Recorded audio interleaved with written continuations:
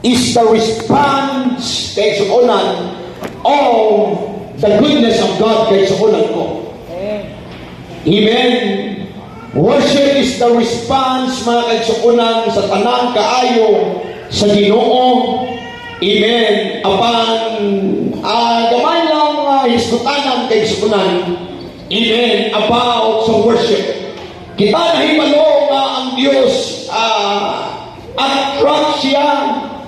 Amen. Sa panahon nga kita musimba sa Ginoo, buday sa Diyos kay suunan ko.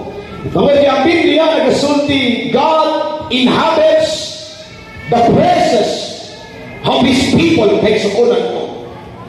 Everybody say amen? Diba? Hallelujah. O sa lain pang mga sinulat kay suunan, ang John 4:4, amen, ang Diyos nangita sa mga magsisimba kay suunan. Tama ba?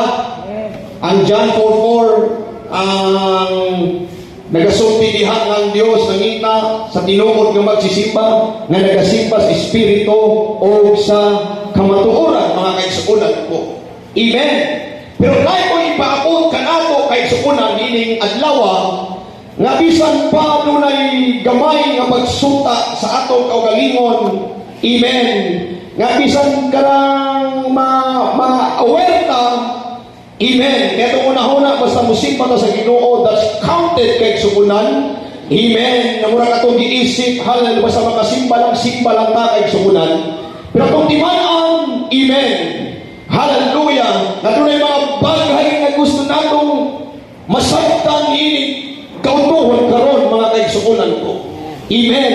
Kung diingon, God inhabits the praises of His people. Amen. Ang Diyos kaigsuunan nangita sa tinuod nga magsisimba, nga nagasimba sa Espiritu o sa kamatuoran. Paano yung mga pipila diri nga kung giandam kay suunan, amen, nga atong mabantayan sa atong mga kinabuhi sa panahon nga musimba ta sa Dios, sa panahon nga naata sa balay sa Ginoo kay suunan ko. Number one, God's attract the person who worship Him kay suunan ko. Kita na ipalo na yun ni ini nga ang Diyos mainganyo yun sa panahon nga ang tao muday sa iyaha. Amen. Tama ba? Yeah. Everybody say amen. Amen. Like David, praise God, like